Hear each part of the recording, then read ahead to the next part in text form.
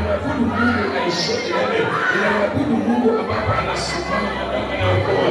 Asante Bwana, asante Kristo, asante Mfalme. Mwambie Bwana, pokea sifa kwa sababu umetuonekania, umetupenda na upendo wa dhati ulikuwa upande wetu.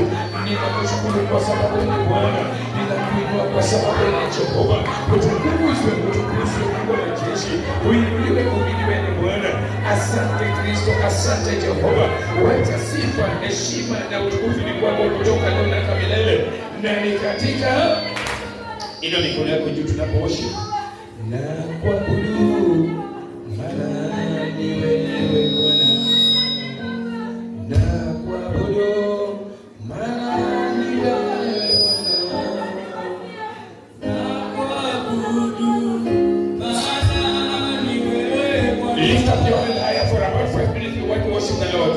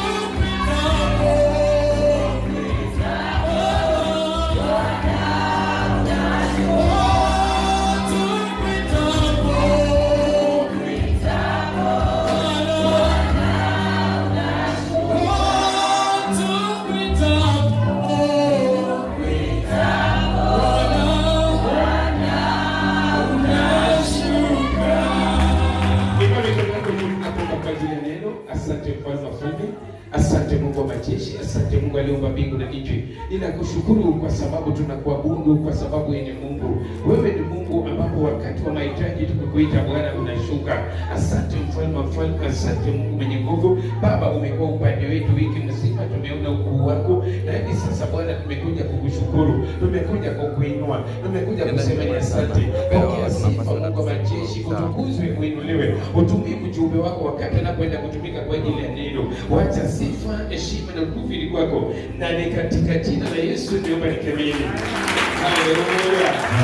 Praise God. Clap for the for King. Clap for the Lord. He's the one to receive all the glory. He's the one to worship Him. Give Him praise. Give Him praise. Hallelujah. Mighty, mighty clap for the Lord. Praise the Lord. Welcome to the miracle seat. Karibuni katika viti vyetu vya miujiza. And the Lord bless you. Na Bwana awabariki. As you get your miracle, as you sit in your miracle seat. Unapokaa katika viti vya miujiza. Hallelujah. Hallelujah. It's a wonderful day. Ni siku njema. The Lord God our Creator Mungu Muumba wetu has given us this great opportunity amepatia nafasi to kuu appear before Him kupatikana mbele yake and to worship Him, na to kumwabudu, give Him all glory and honor. kumpatia utukufu na heshima. Hallelujah. I Hallelujah. just want to take this great opportunity once more Nataka kuchukua nafasi hii yote to welcome our online viewers kukaribisha walio katika mitandao where you are. mahali popote May ulipo. the Lord bless you Bwana awabariki as we serve the Lord together. tukitumikia Bwana pamoja. Hallelujah. I Hallelujah. thank you all for coming. Na wakaribisheni na shukuru kwa pamoja. And now be ready. Na sasa kuweni tayari. Set up your aerial. Mjiandae. We want to move in the revelation of the word of Na God. kusoma na kufunua neno la Mungu. I thank the Lord for the month of November. Namshukuru Mungu kwa ajili ya mwezi wa We have Novemba. never been the same again. Hatusalie jinsi It ilivyotimia. was a great month for us Ilikuwa ni mwezi mkuu kwa ajili yetu. because it's a month that the Lord always have anointed us. Maana ni mwezi ambao Bwana amepaka mafuta. And now as I teach you, Sasa ninapowafunza, you are the anointed one of ni Israel. wapaka mafuta Israeli.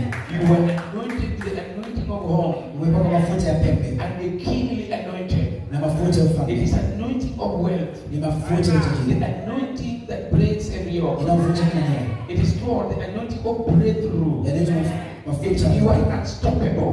uwezi zuilika. Hallelujah. Hallelujah. God. Asifiwe Mungu. And today there is another level with anointing. Leo ipo kama kingine na mafuta hayo. After the anointing, Baada ya mafuta, I told you very clearly that anointing is not dogmat. nieleza kwamba mafuta hayabaki tu kawaida. And for anointing to work, Kwa mafuta kutenda kazi, you must stirring up the anointing. lazima yachochewe. Stirring up the anointing. Lazima yachochewe. Why to stir up your anointing? Kwa nini yachochewe? After the anointing, Baada ya kupaka why mafuta, don't you remain the way you kwa are? nini sisalie jinsi ulivyo? The main reason why we must stir up our anointing Sababu kuu ya kuchochea mafuta is I will not come down. ya kwamba sitashuka. Tell your neighbor, Ambie jirani, I will not come down. sitashuka. That is why I must stir up my anointing. Ndio maana lazima nichochee Because mafuta, I will not come kwa down. maana sitashuka. Where am I right now? Popote nilipo I'm sasa, heading somewhere. kuna mali But ninaenda, not come down. ila sishuki chini. I will not come down. Sitashuka That chini. is why Ndiyo I mahali must stir up my lazima anointing. nichochee mafuta yangu. Hallelujah. Hallelujah. Stir up your anointing. Chochea mafuta yangu, And will not come down. utashuka chini. Hallelujah. Hallelujah. I want to confirm in this scripture. Na hakika katika maandiko, Number one, you will not come down. kwanza hutashuka chini. Hallelujah. In Hallelujah. the book of 2 Kings, Wafalme wa pili chapter 1, mlango wa kwanza verses 9, mstari wa 9 stroke 13 to 14. kisha 13 hadi 14. I will not come down. Sitashuka chini. You trust in the anointing. Unaamini mafuta, You understand it. unayaelewa. Hallelujah. Hallelujah. That you know where you are. Ya kwamba unajua mali There yako. is nothing that can shake you. Hakuna kile kinaweza kutingisha. Not to come down Uweza kushukisha chini. because of the power of the anointing Kwa sababu ya nguvu za that is Mungu in you. iliyo ndani yako. You start it up. Unachochea. You believe in it. Unaiamini. You have faith on it. Uko nayo. And you trust in it. Unaiamini. No coming down. Hakuna kushuka. That's why we start up the anointing. Ndio maana tunachochea mafuta. Welcome. Karibu. We are reading the word of God from the second book of Kings, chapter 1 from verse 9. We go to 13 to 14, verse 9. Then the king sent to him a captain of 50 men. So he went up to him, and there he was, sitting on the top of a hill. On the top of my head. Sit on the top of my head. Juu ya kilima. Sit somewhere. Kama on top of a hill. juu ya kilima. Continue. Endelea. And he spoke to him, Man of God, the king has said, come down. The king has said, calm down. Mfalme amesema kwa pale Not kushuka. a mere person. Si mtu wa kawaida. The king has come where you are sitting at the top of the hill. Amekuja mahali ulipo katika mlima. Calm down. Shuka. Continue. Endelea. Verse 13. Again, he sent a third captain of 50 with these 50 men. And the third captain of 50 went up and came and fell on his knees before Elijah. And he pleaded with him and said to him, Man of God, please let my life and the life of these 50 servants of yours be precious in your sight. 14. Look, fire has come down from heaven and burnt up the first two captains of 50s. The first two captains of 50s with their 50s. But let my life now be precious in your sight. Wacha maisha yangu yakapata kwa mbele yako. Praise God.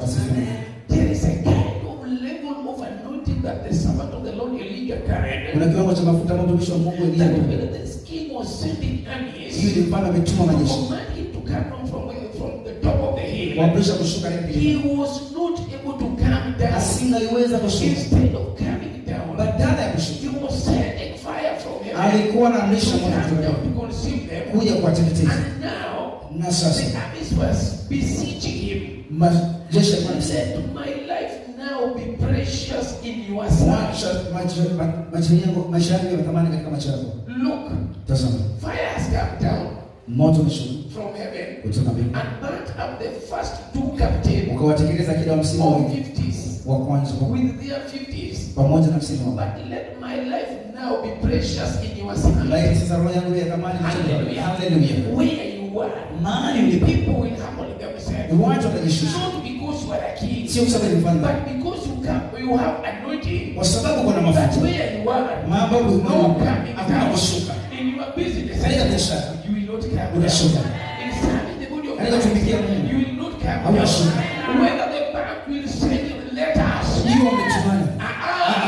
they will threaten you. Wanakutisha. Whether doctors will examine you Hiyo wanakuweza and kupima. say you are cancer, you are passing through cancer. Ya kwamba kuna kansa. Have a standard that you will not come down. Huwa na kiwango ambacho ukishuka. Hallelujah. Hallelujah. Instead of coming down, Badala ya kushuka. you send fire. Unatuma moto. You send fire. Unatuma moto. You carry anointing. Umebeba mafuta. No coming down. Sio kushuka. Let's go. Asante. But fire. Ila moto. Hallelujah. Hallelujah. Instead of coming down, Badala ya kushuka. you touch heaven. Unagusa mbingu. Your anointing is touching heaven. Mafuta yako yanagusa mbingu. Anointing that is here. Mafuta yako yanagusa. Touching heaven. Yanagusa mbingu. No coming down. Hayashuki chini. It's 53 verse 10. Hebu soma tena sura 10. Verse 10. So Elijah answered and said to the captain of 50, If I am a man of God, If I am a man of God, Ikiwa mimi ni mtu wa Mungu. if I am a man of Ikiwa God, mimi ni mtu wa Mungu. Hallelujah. Hallelujah. Praise God. Asifiwe Mungu. If you are a businessman, Kama ni mwanabiashara. in any of it that you are working, Chochote ambacho unafanya. people will recognize Watu you. watakutambua. Hallelujah. Hallelujah. There's power of God that is operating in you. Kuna nguvu za Mungu zina kazi ndani yako. I told people yesterday and in the first service that you must know, you must understand yourself. Nilifunza lazima ujielewe. Hallelujah. Hallelujah. Anointing qualifies you to understand yourself. Mafuta kukuhitimisha If kujijua. you understand yourself, Ukijielewa, you know what you carry. utajua The ulichobeba. potential that are in you. Uwezo ulio ndani yako. You are not a photocopy. Wewe si nakala. You are not another man. Wewe si mtu mwingine. But the anointing Ila mafuta turns you into another man. yanakubadilisha kuwa That mtu. cannot come down. Ambaye hawezi shuka. It is not turning you into another man. Haikubadilishi tu kwa mtu You mwingine. are there. Na wewe tu. You are such a person Wewe ni mtu that will have a focus. ambao uko na mtazamo. The enemy cannot change. Adui hawezi Kings cannot change. wafalme hawezi badilisha. The economy of the nation cannot change. Uchumi wa taifa hawezi Your badilisha. operation, Matendo you ya operate from above. unafanya kazi kwetu. You operate from above. Unafanya kazi kwetu. If I am a man of God, Kama mimi ni mtu wa Mungu. hallelujah. Hallelujah. Praise the Asifiwe. Lord. In other way, Kwa nchini. if I am anointed one, Kama mimi ni mpako if I carry the power of Kama God, Mungu sana. if heaven recognizes Kama me, Mungu sana. if heaven knows me, Kama Mungu sana. hallelujah. Hallelujah. There is what I know. Kuna kitu There is najua. what I can do. Kuna kile There ninatenda. are things that I cannot do. Kuna vitu siwezi tena.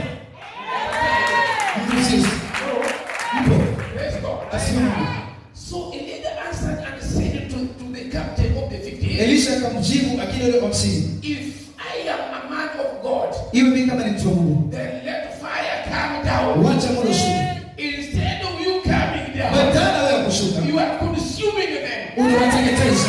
Hallelujah. Hallelujah. Instead of you coming down, Badala ya wewe you kushuka. are speaking to God Unanena na Mungu. and releasing fire. Na kuachilia You moto. remain where you are. Unasalia mahali ulipo. Very comfortable. Ukiwa na uhakika. Full of confidence. Umejaa ujasiri. Hallelujah. Hallelujah. Understanding the power of God that is in you. Ukielewa nguvu za Mungu I ndani yako. decree Ninaamrisha. you will not come down. Utashuka. If you are anointed, Kama wewe ni mpaka mafuta. they will come. Watakuja. They will gather themselves. Watakusanyana pamoja. Because they are kings. Mabera They pamoja. will think that will come down. No coming down. Hakuna kushuka. If you are anointed one, Kama wewe ni mpaka you mafuta. will send fire. Unachuma moto. That thing Hicho kitu. that was thinking that will let you come down. Ile ndio kinakushusha. Hallelujah. Hallelujah. I tell you, Na kuambia you will not come down. Haushuki. Anointing have turned you to another man. mafuta kubadilisha You mtu. know yourself. Unajijua. You understand the potential. Unajielewa uwezo that wako. are in you. Ule ndani yako. You will not lay your hand on them, Utawekelea but ndani. will set fire. Unachuma moto. I think the word of God. Soma neno la Mungu. So Elijah answered and said to the captain of 50, If I am a man of God, then let fire come down from heaven and consume all your 50 men. All your 50 men. Watu wako mzuri sana. And fire came down from heaven, consumed him and his 50. Praise God. Asifiwe Mungu. Praise Jesus. Asifiwe Yesu. Now, Sasa they are begging him, wanamsihi humbling themselves. wakinyenyekea. Don't go before kings and kneel down. Usiende mbele afande akupiga There is magoti. something that is in you. Kuna kitu ndani That yako. will not let you come down. Hakita kuruhusu kushuka. Hallelujah. Hallelujah. Don't see things the way you are seeing them. Usione vitu jinsi unavyoona. Right now you carry the power of the Most High God. Hivi sasa wewe Mungu za That Mungu. qualify you to be a man of God. Zinakutimisha You kwa are a watu. son. Wewe ni mwana. You are not a daughter. Wewe si mtoto wa kibitu. You are not a chicken. Wewe si kuku. You are an eagle. Wewe ni Haleluya. You can fly higher. Unaweza kupaa juu. Praise God. Asifiwe Mungu. Praise God. Asifiwe Mungu. You build your nest on a rock. Unajenga kiota katika And mawe. the enemy cannot reach. Mali yanayozivika. Praise God. Asifiwe Mungu. Verses 14 repeat it. 14 rudia tafadhali. Verse 14, Look, fire has come down from heaven and burnt up the first two captains of 50s with their 50s. But let my life now be precious in your sight. Those who are thinking that will come down, Wanaodhani unashuka chini. fire is going to burn them. Moto unawateketeza. Hallelujah. Haleluya. That business that we have been seeing as shaking is not going to come down. Biashara ambayo inatikika itashuka. Your marriage is not going to come Ndoa down. yako haishuki. Hallelujah. Haleluya. But in return, Lakini those who are trying to exalt themselves against you, wanaojiinua kinyume. they will know that you are the anointed one. Wanajua wewe ni mpaka mafuta. Hallelujah. Haleluya. But let my life now be precious in your sight. Wacha maisha yangu yawe kama machoni pako. Hallelujah.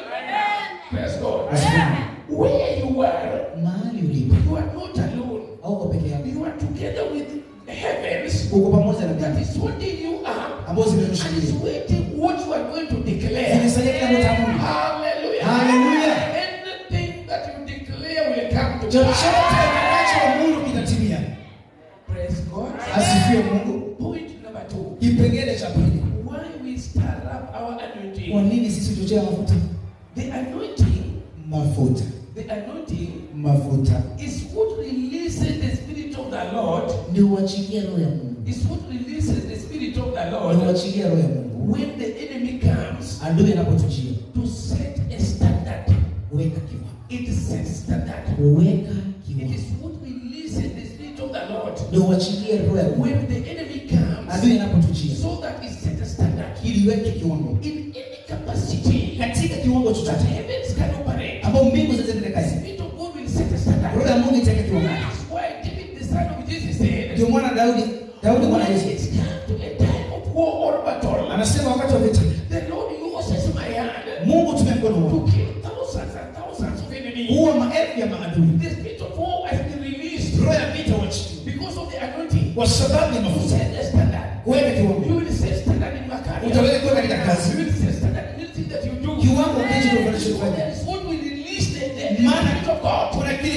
Hallelujah. Hallelujah. I told you, and it is an oil Niliwaambia ni mafuta of gladness and joy. ya furaha It is what inject our heart. ambayo inafanya It moyoni. is an injection. Ni sindano. It is not dogmatic. Haiko tu It is mitume. not a doctrine. Si dini. It is not foolish things. Si ndio pumbavu. Hallelujah. Hallelujah. Praise God. Asifiwe Mungu. It sets standard Weka kiwango. to release the Spirit of God Kuachilia roho ya Mungu. when the enemy is coming. Adui anapokujia. Hallelujah. Hallelujah. When the enemy is not coming, Wakati adui yaje. it is just there. Imetulia tu. Because it is ready. Maana ipo tayari. It is ready. Ipo tayari. Praise God. Asifiwe. That is why Ndiyo maana you prevail where others travail. unashinda mahali watu wanashindwa. Because you have a standard. Maana upo na kiwango. That when the enemy is coming, Ya kwamba adui the anapokujia. anointing that is in you Mafuta ndani will yako. release the Spirit of God. Yanaachilia roho ya Mungu. Perform a duty on your behalf. Utenda kazi kwa ajili yako. Confirmation. Ninahakiki hayo. Is in the book of Isaiah chapter 59 verses 19. Isaya 59:19. Welcome. Karibu. It releases the Spirit of the Lord Inaachilia roho ya when Mungu. the enemy comes, Adui anapotujia. so that it set the standard. Ili kuweka kiwango. Hallelujah. Hallelujah. There is something right now that is in you Una kitu kilicho ndani yako that sasa. set the standard for you Kiekeke wakili when kwa the kiwango. enemy comes. Adui atakapokuja. That is why Ndiyo maana. don't see things the way they are. Usione vitu jinsi Do vilivyo. not be conformed by this world, Usitatizike na dunia. but be transformed. Ila badilishwe. It is anointing that transforms Ni people. mafuta kubadilisha watu. Hallelujah. Hallelujah. Praise God. Asifiwe. Praise His Asifiwe name. Yesu. Continue. Endelea. We are reading the word of God from the book of Isaiah, chapter 59, verse 19. Yes. So shall they fear the name of the Lord from the west, and His glory from the rising of the sun. Everybody will fear. Kila mmoja analiogopa. Continue. When the enemy comes in like a flood, the Spirit of the Lord will lift up a standard against him. Praise God. Amen. Praise God. Amen. When the enemy comes in like a flood, it's uncontrollable. The enemy comes in full force, the way Corona came. Adui huja kwa nguvu kama korona. Hallelujah. Hallelujah. Praise God. Asifiwe. When the enemy comes in like a flood, Wakati adui anakuja kama mafuriko. the Spirit of the Lord will lift up a standard against him. Utukufu wake utatoa mawio juu yake. It is the anointing Ni mafuta. that will release the Spirit of the Lord Uachilie roho ya to Mungu. set a standard against the enemy. Weka kiwango dhidi ya adui. And remember, Nakumbuka. the enemy is not coming hivi. Adui hakuji He's hivi. coming like a flood. Anakuja kama He's gharika. unstoppable. Azuiliki. But he's finding you Lakini when anakupata you're ready with the patriot. ukiwa na nguvu. Hallelujah. Hallelujah. To combat the force Uweza kuzuia of the enemy. ya adui. Hallelujah. Hallelujah. Heavens have armed you. Mbingu zimekutia You adui. are not alone. Hauko peke yako. That is why Jesus said, Ndiyo maana Yesu I akamwambia, will be with you always. nitakuwa nanyi And I will not leave you like orphans. na sitawaacha kama He put the Spirit in us. aliachilia roho ndani yetu. And He injected us Na naweza with kusimama the anointing na mafuta that releases the Spirit. ambao wachilia roho Set a standard. nikiweka When kiwango the enemy is coming. wakati adui anatujia. Hallelujah. Hallelujah. Praise God. Asifiwe Mungu. Don't allow the enemy. Usiruhusu adui. You have power Uko na nguvu. that release the Spirit of the Lord. Uachilie roho ya Mungu. Set a standard. Weka kiwango. When the enemy comes. Adui anapotujia. Hallelujah. Hallelujah. As from today, Kuanzia leo don't fear the enemy. usiogope adui. Hallelujah. Hallelujah. You carry what will swallow the enemy. Umebeba kitakachomeza adui. Praise God. Hallelujah. Hallelujah. That is another level. Hicho ni kiwango kingine. We have never reached that level. Hatujafikia kiwango hicho. But 2022, Ila mwaka 2022 as we prepare ourselves tunapojiandaa for 2023, kwa kuvuka mwaka if 2023, enemy will try to attack us, adui akijaribu he will kutukabili, know that we are the anointed. atajua sisi ni wapako He mfuriko. come like flood. Akija kama mafuriko, The Spirit of the Lord roho ya Mungu will lift up a standard itainua kiwango against him. kinyume na The Spirit of the Lord roho ya Mungu will lift up a standard. itainua kiwango, Because the anointing is started. maana mafuta yanachochewa. Anointing. Chochea mafuta To be ready to release the Spirit. kuwa tayari kuweza kuchelewa. Hallelujah. Hallelujah. Praise God. Asifiwe Mungu. That is what happened in the days of Isaac. Ndio kilifanyika wakati wa Isaka. When the land was drought, Wakati kulikuwa na kiangazi, the anointing released the Spirit. mafuta yaliachilia. It was the starting point for him to receive wealth. Ilikuwa ni mwanzo wa utajiri. Hallelujah. Hallelujah. Another level, Kiwango kingine.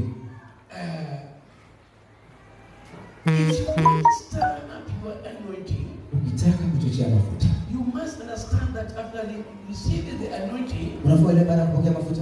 Anointing attracts. Mafuta ni kama spam. Anointing attracts the enemy. Uvuta adui. Because we have power that when it is it leaves a standard, the enemy wants us to be dormant without anointing. Kwa sababu kuna nguvu ambazo ni kiwango, adui anataka hiyo ifanye kazi. Haleluya. Praise God. Asifiwe. There are key things that I want to explain to you step by step. Kuna vitu vya mwili nakueleza So that you understand them after receiving the anointing, the reason why you must serve the anointing. Ili kupata kuelewa kwa nini, kwa sababu ya kuchochea mafuta. I'm in the book of 1 Samuel. Niko katika kitabu cha Samueli chapter 10, 10 verses 8 mstari wa 8 stroke 15 to 16. 15 hadi 16. Welcome.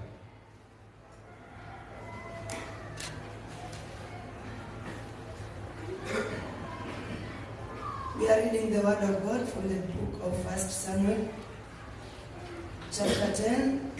We read verse 8 and we jump to verse 15 to 16.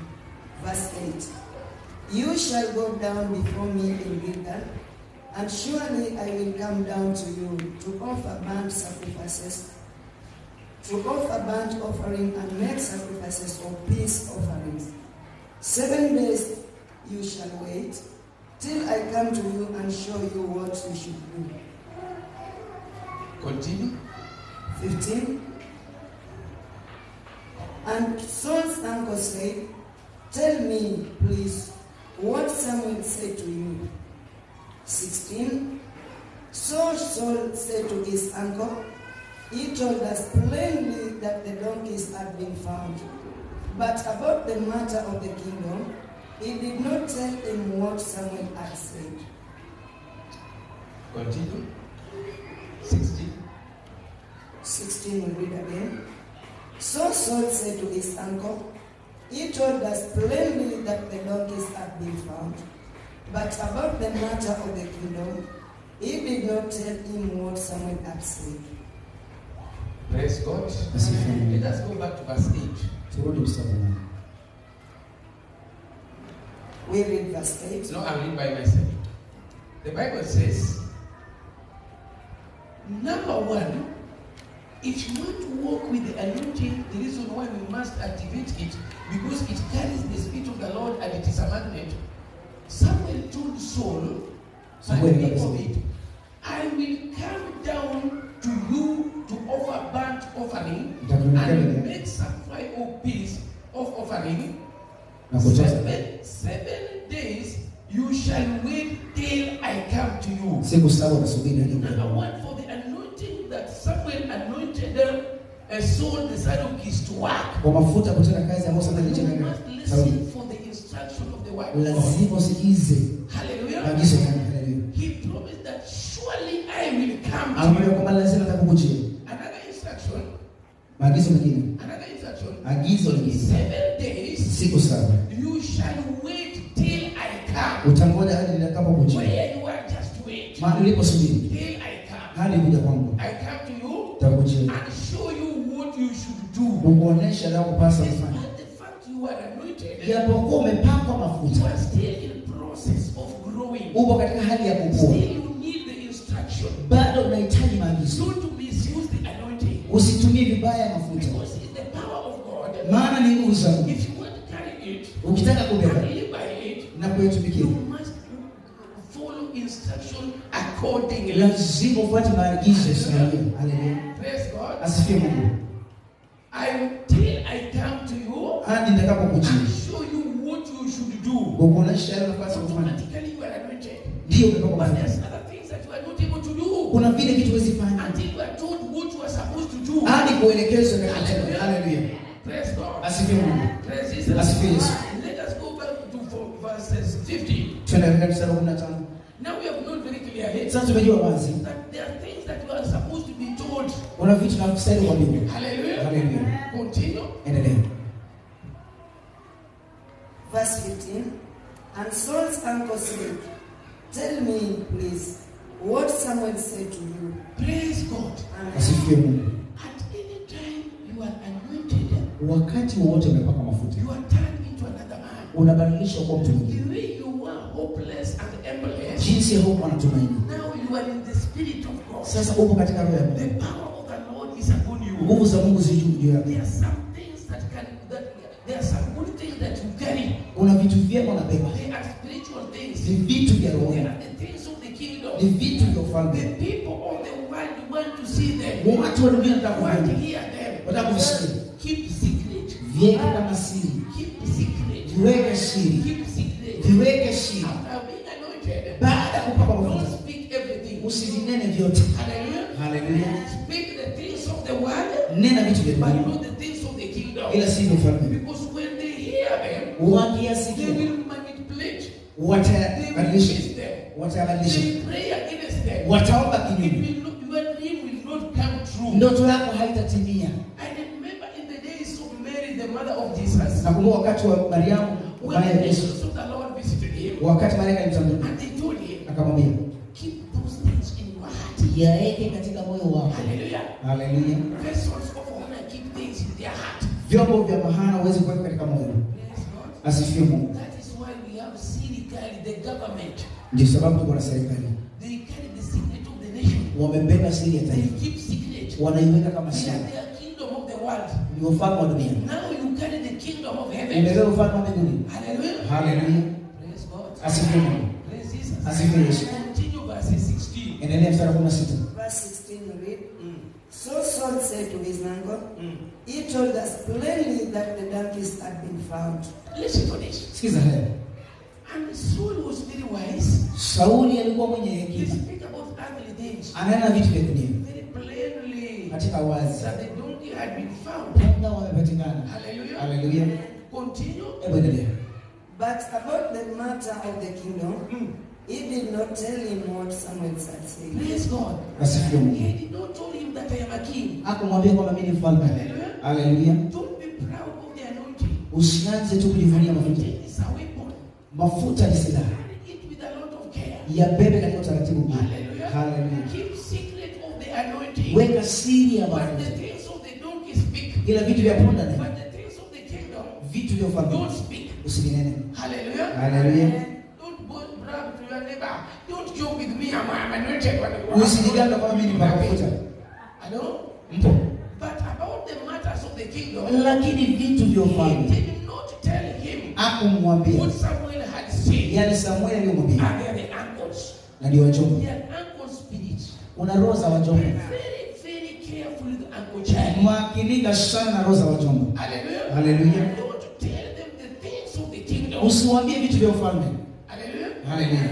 If you find them playing with the ground, Ukipata unacheza hapo. just play with them. Cheza tu na wao. Hallelujah. Hallelujah. When they're waiting to hear from you, Wataka kusikia just hapo. tell them about the donkey. Mwambie kuhusu But punda. the things of the kingdom Vitu vya ufalme. remains with you. Salia naye.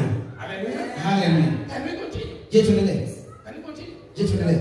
I'm in the book of 1 Samuel, Samuel chapter 13, verses 13 to 14. 13 hadi 14. How to carry the anointing. Jinsi ya kubeba mafuta. Continue. We are reading from the same book of 1 Samuel, chapter 13. We read from verse 13 to 14. Yes. And Samuel said to Saul, You have done foolishly. You have not kept the commandment of the Lord your God, which he commanded you. For now the Lord will have established your kingdom over Israel forever. Praise God. Asifiwe Mungu. Anointing is not permanent despite the fact you are anointed. Mafuta si ya milele japo umepakwa mafuta. Don't behave foolishly with anointing. Usitembee katika upumbavu katika mafuta. Anointing can run away from you. Yanaweza pia toweka. Anointing have eyes. Yako na macho mafuta. Anointing have ears. Yako na masikio. Anointing have foot. Pia kuna miguu. Hallelujah. Haleluya. Praise God. Asifiwe Mungu. Don't joke with the anointing. Usifanye mzaha na It mafuta. is the power of God. Ni nguvu za Mungu. Continue. Endelea. 14. But now your kingdom shall not continue. If you misbehave with the anointing foolishly, Ukiutumia mafuta vibaya, the kingdom that was deposited inside you ufalme uliowekezwa ndani yako will not continue. hautaendelea. Hallelujah. Hallelujah. Will not continue. Hautaendelea. But now your kingdom shall not continue. Ufalme wako hautaendelea. The Lord has sought for himself a man Bwana amepata mtu after his own heart, and the Lord have commanded him to be a commander over his people. Because you have not kept what the Lord commanded you. Maana Bwana amemwamuru. Hallelujah. Hallelujah. Don't go and stay outside there with as if you are not anointed because you don't know the secret how to stay with an anointing. Usikae pale nje kama ni mtu kupaka mafuta sababu Don't usije. behave foolishly with anointing. Usitembee katika upumbavu na mafuta. Hallelujah. When you behave foolish with anointing, Ukitembea katika upumbavu. there is somebody that the Lord will be prepared. Una mtu ambaye Mungu amemwandaa. Not be on Umpaka kwa niaba yako. Hallelujah. Hallelujah. Praise God. Asifiwe. Praise Jesus. Asifiwe Yesu. Another point. Kipengele cha pili. Another point Kipengele cha pili. is in the book of 1 Samuel, Iko katika Samueli wa kwanza, chapter 15, mlango wa 15, verses 22 to 23. mstari wa 22 hadi 23. Welcome. Karibu. We read the word of God from the same book of 1 Samuel, chapter 15, from verse 22 to 23. Then Samuel said, "As the Lord has great delight in burnt offering and sacrifice, as in obeying the voice of the Lord, behold, to obey is better than sacrifice, and to eat than the fat of rams." Continue. 23. For rebellion is as the sin of witchcraft, and stubbornness is as iniquity and idolatry.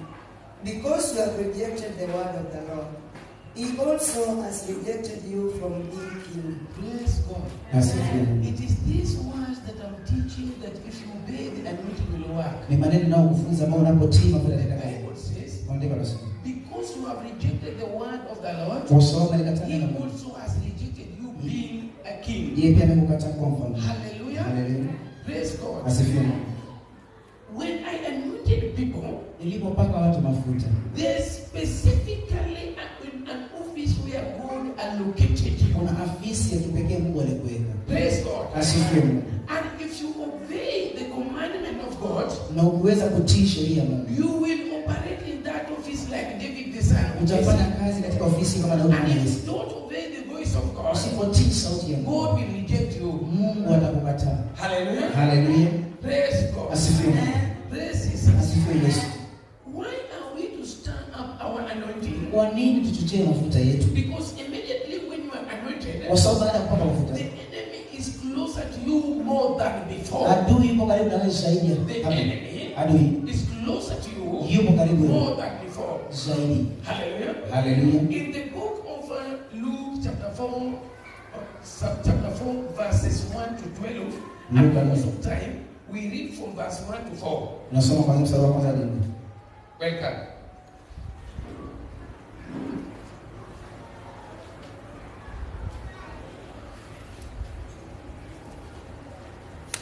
We are reading the word of God from the Gospel according to St. Luke. Chapter 4, we read from verse 1 to 4. Then Jesus, being filled with the Holy Spirit, returned from the Jordan and was led by the Spirit into the wilderness. 2. Being tempted for 40 days by the devil, and in those days he ate nothing. Afterwards, when he had ended, he was hungry. 3. And the devil said to him, "If you are the Son of God, command this stone to become bread." The first guest, when Jesus was filled by the Spirit of the Lord, Mgeni wa kwanza baada ya Yesu kuja the wa state house where Jesus went is where he can stir up his anointing with prayer and fasting for 40 days. alienda kuchochea mafuta yake kwa kufunga na kuomba siku 40. Praise Hallelujah. God. Asifiwe Mungu. The Bible says, Maandiko yanasema, and the devil said to him, Na. if you are the Son of God, Kama ni mwana wa Mungu, command these stones to become bread. amrisha nao kwa mkate. Hallelujah. Hallelujah. After the anointing, if you don't start up your anointing, Usipochochea mafuta baada ya you will kuomba, see things are not working. utaona vitu havifanyi kazi. Praise God. Asifiwe Mungu. Because the first guest will be the enemy. Maana mgeni wa kwanza ni That adui. want to dilute your anointing. Anataka kuyeyusha mafuta And yako. he's not coming to tell you that you are a man. Haji kuambia kwamba ni He mtu. want to confirm to you that you are anointed. Nataka kuhakikisha kwamba ni And if papa you are mafuta. anointed, Na kama papa mafuta, follow my words. fuata neno. Hallelujah. Hallelujah. Continue. Endelea. Verse 4. Mm. But Jesus answered him, saying, "It is written, man shall not live by bread alone, but by every word of God." Praise God. Amen. But Jesus answered him, saying, Yes, "It is Amen. written, man shall not live by bread alone, but by every word of God." Mtu anaishi kwa mkate pekee.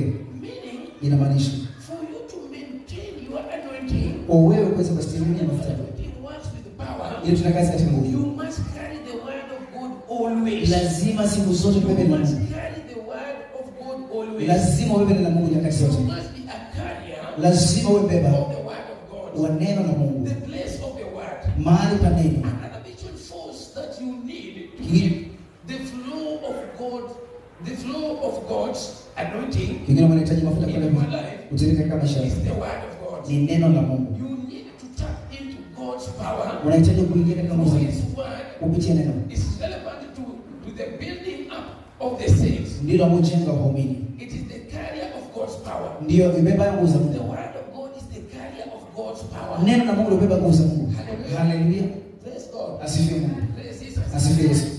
Anybody who is anointed Yeyote aliyepakwa mafuta and he don't have the word of God, na ana neno la he Mungu cannot carry God's power. hawezi beba nguvu za Mungu. Praise God. Asifiwe Mungu. And anybody Na yeyote who is anointed aliyepakwa and mafuta he carries the word, na amelibeba he neno, carries God's power. amebeba nguvu za Mungu. Hallelujah. Haleluya. Jesus only overcame him because he knew the word of God. Yesu alishinda kupitia neno la Mungu.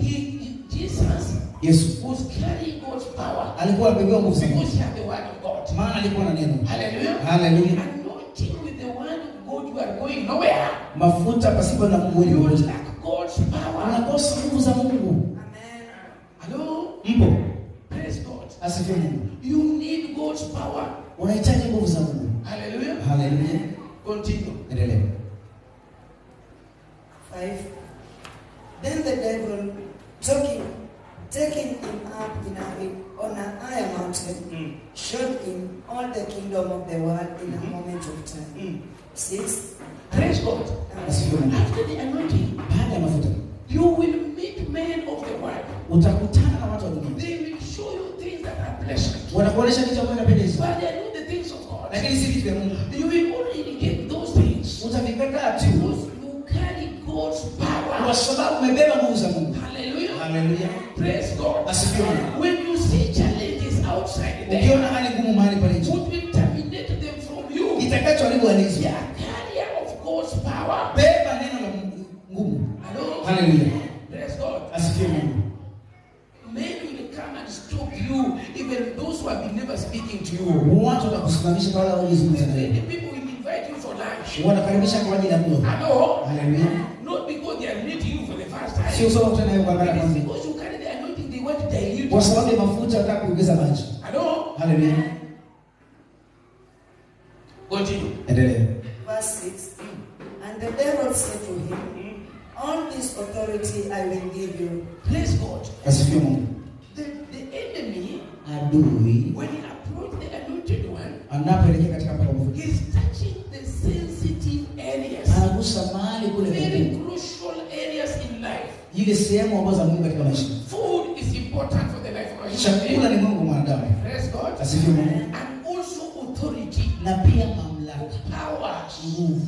Hallelujah. Haleluya. Now, Sasa the ex-president Uhuru Kenyatta cannot share the powers with the sitting president Ruto, because Ruto now is the elect. rais mstaafu hawezi saidiana mamlaka na rais And even aliyepo. in a meeting or in a national celebration, Hata katika mkutano au the sherehe, ex-president is only allowed to lift up his hand rais mstaafu yeye ni and kuja to sit there. That is the order. hiyo tu ndio. He's not speaking anything. Azungumzi chochote. Hallelujah. Haleluya. Because he might think he is sharing power Maana with the sitting president. anaweza kujua pia kuna mamlaka. Now, what the enemy want to give us, Kile adui anataka after the kutupatia. anointing, Baada ya he mafuta, want to give us his authority. anataka kutupatia mamlaka yake. Hallelujah. Haleluya. But God has given us his authority. Lakini Mungu ametupa And mamlaka yake. God is the final say. Na yeye ndiye. But God is not coming immediately. Ile Mungu aje, But the enemy is coming adui immediately. anatangulia. So be very key. Kwa hivyo makinika. Continue. Endelea. All this authority I give you, Eh. and their glory, Eh. for this has been delivered to me, and I give it to whoever I wish. Praise God. Asifiwe Mungu. And our God said he cannot share glory with anyone. Mungu hawezi And Watu God wafuate gave mtu. him this authority. aliyepa mamlaka yake.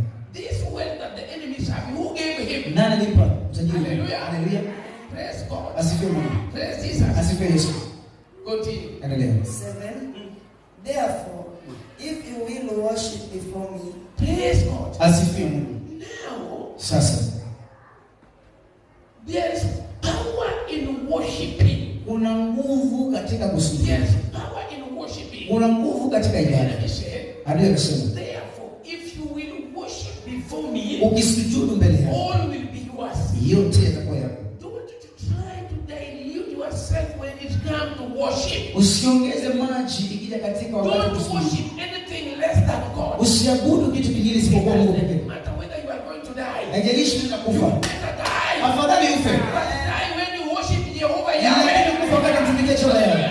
Haleluya. After receiving the anointing, Baada ya kupokea mafuta, the enemy wants to defile us with worship. adui atakuchafua kupitia Don't ibada. worship anything Usiabudu kitu kingine more less than God. zaidi ya Mungu, Or anything ama kitu chochote that is alike to God. ambacho kinafanya kama Mungu.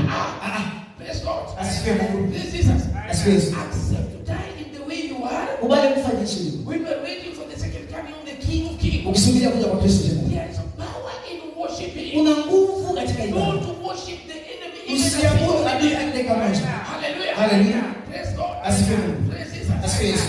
There is power in worshiping. Kuna nguvu katika ibada. After being anointed, Baada ya kupaka with mafuta anointing of power, na mafuta, the enemy wants us to worship him. adui anataka tumwabudu. Praise God. Asifiwe. Don't do so. Usifanye hilo. Continue. Endelea. verse 8. Yes. And Jesus answered and said to him, Get behind me, Satan. For it is written, You shall worship the Lord your God, and him you shall serve. Praise God. Amen. That is Deuteronomy chapter 6, verse 13, 10, also 10, verses 20. We are not reading. Hatusome kwa Go muda and mchache. read at your own time. Nenda usome wakati wako. Hallelujah. Hallelujah. And Jesus was armed with God's power, the word of God. Yesu alikuwa na nguvu za Mungu ambapo neno lake. Clap for the Most High God. Pigia Mungu makofi. Pigia Yesu makofi. Kiwango kingine kusome muda. How you are setting up your day. Jinsi unaelekeza siku yako. The men who are anointed, Uwapakwa mafuta. they have how they set up their day. Kuna jinsi wameandaa siku yako. Setting up your day Kuandaa siku on yako. the altar of prayer. Kuanzia katika madhabahu ya maombi. Set up your day Anzisha siku yako on the altar of prayer. katika madhabahu ya maombi. I am in the book of Psalms Niko katika Zaburi 109 verses 15. 109 mstari wa 15. Welcome. Karibu. I'm just laying the foundation for starting up your anointing. Naeka tu misingi ya It is kuchochea why maombi. Ni kuu. I Hapana. don't know that there's somebody who's connected. Sio kama kuna mtu ameunganika. I'm touching sensitive areas Ninagusa kwa wale kwa maana sana. as I continue. Ninapoendelea. And today I don't want to overdose you. Leo sitaka kuwapatia I chakula want to kingi. give you something that you can sit down and peruse. Na kuna kupatia tiba ambayo itakusaidia. Welcome. Karibu. We are reading the word of God from the book of Psalms, chapter 109, verse 15. Let them be continually before the Lord, that he may cut off the memory of them from the earth. Praise God. Asifiwe Mungu. After being anointed, Baada ya kupaka mafuta, there is one memory that is still connected to the earth. una kumbukumbu yako bado imeunganishwa na dunia. But if you continue continually, Unapoendelea sahihi, if you continue going before the Lord continually, ukiendelea kwenda mbele za the Bwana, Bible says, maandiko yanasema let them be continually before the Lord, ziwe mbele ya Bwana that siku he zote, may cut off ili the aliondoe memory of them kumbukumbu lao from the earth. duniani. We are earth connected. Tumeunganika na dunia, We are earth connected. tumeunganika na We dunia, are created from the earth. tumeumbwa na udongo. We are just dust. Sisi ni vumbi, We eat food from that grow from the earth. tunakula kutoka vumbi, We are walking on the ground. tunatembea katika vumbi. So there's powers of the land Kwa hiyo kuna nguvu za nchi that follow us. ambao tufuata. The fact that we are anointed, Japokuwa tumepaka the mafuta, only thing that can set us free kile pekee ambacho is kinaweza setting our name in the altar of prayer, ni siku zetu katika madhabahu ya maombi, going before the Lord tukienda mbele za Bwana continually, daima, non-stop. pasipo na kuchelewa. Will remove your memory Itakata kumbukumbu from zako the earth. kutoka kwa dunia. Whether you walk on the earth, Hiyo unatembea katika whether dunia, you eat food that are from the earth, hiyo unakula chakula katika your dunia. memory now is not there. Hakumbukumbuka hiyo Why? kwa nini? You are not going one day. Wewe siku moja You carry God's power. unabeba nguvu za Mungu And now how you set up your day na jinsi unaweza sikia in the altar of prayer katika madhabahu ya will maombi determine itasababisha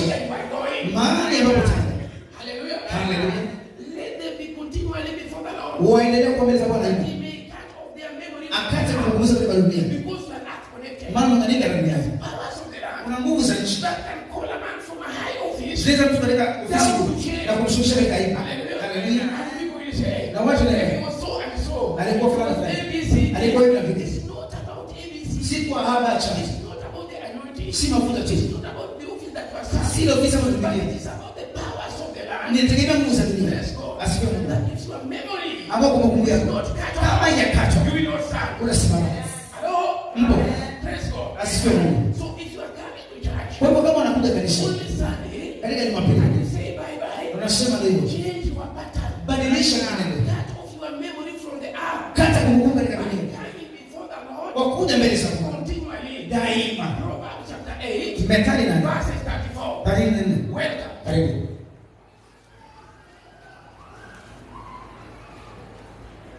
Welcome. Karibu. Proverbs 8:34. Methali 34. We read from the book of Proverbs, chapter 8, verse 34. Blessed is the man who listens to me. Praise God. Asifiwe Mungu. Take your time to listen to the word of God. Chukua muda wako kulisikia neno la Mungu. Take your time to listen to the word of God. Chukua muda wako kulisikia neno la Mungu. Continue. Endelea. Watching daily at my gates, waiting at the post of my doors. Praise God. Asifiwe Mungu. Let all the time appear before the Lord. Siku zote kutupia mbele ya Bwana. Haleluya. The Bible says, Maandiko yanasema, blessed is the man who listens to me, amebarikiwa na msikivu. watching daily at my gate, Akitazamia katika malango yangu. waiting at the post of my door. Akisubiri katika malango. All the time. Kila wakati. Find yourself in the house of the Lord. Jipate katika nyumba ya Praise Mungu. God. Asifiwe Mungu. Praise Jesus. Asifiwe Yesu. You are stirring up your anointing. Unachochea mafuta yako. Laugh at the Lord. Piga Bwana makofi. Piga Yesu makofi. Hallelujah. Haleluya. Setting up your day Kiweka siku yako in the order of prayer. katika madhabahu ya maombi. The devil Shetani is very harsh with food. yeye huleta shida When katika you are chakula. setting your days before the Lord Ukiweka miguu yako mbele za Bwana in prayer, katika maombi, there are things that lies in the hand of the Lord that we must mention them as we appear before the Lord. kuna vitu mbele ya Bwana ambavyo lazima tuvitaje In mambo the mbele book yake. of Matthew chapter 6 verse 11. Mathayo 6:11.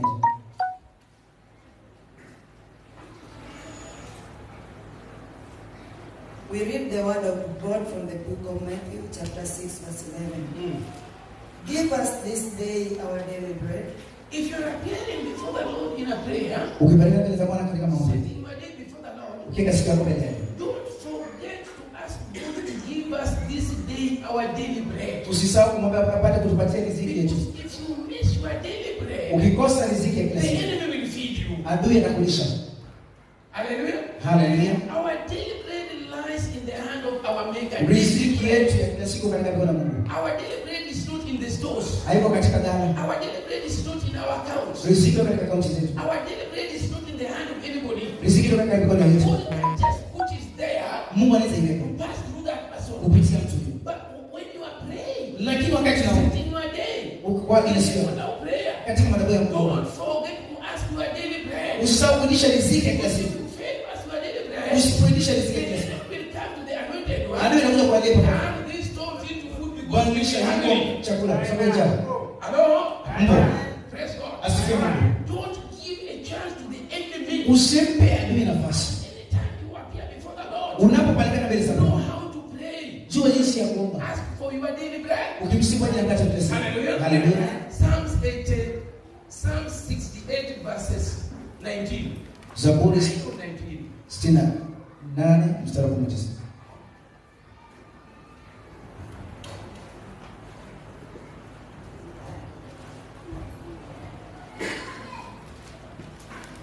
We are reading the word of God from the book of Psalms, chapter 68. We read in verse 18. Verse 19. We read verse 19. So Yes. Blessed be the Lord, who daily loads us with benefits, the God of our salvation. Praise God. Asifiwe Mungu. Now, in your prayer, praise Him. Katika maombi yako msifu. Praise the Lord. Msifu Bwana. A prayer of thanksgiving. Maombi ya shukrani. A prayer of appreciating God. Ya kumshukuru Mungu. Hallelujah. Haleluya. So that we'll do it continually. Ili endelee kutenda. Blessed Abarikiwe himidiwe Bwana. Daily loads us with benefits. Siku kwa siku tuchukulie mzigo wetu. The God of our salvation. Mungu ndio wokovu wetu. Hallelujah. Hallelujah. Praise God. Asifiwe Mungu. Praise Jesus. Asifiwe Yesu. Even our prayers of the anointing will take another dimension. Maombi yetu baada ya mafuta chukua mkono We mwingine. shall never pray a kawaida prayer. Atoma mambo ya kawaida. Praise God. Asifiwe Mungu. Hallelujah. Hallelujah. Another point. Kipengele kingine. Set divine order to my pursuit today. In the book of 1 Corinthians chapter 14 verses 40. Wakorintho wa kwanza 14:40.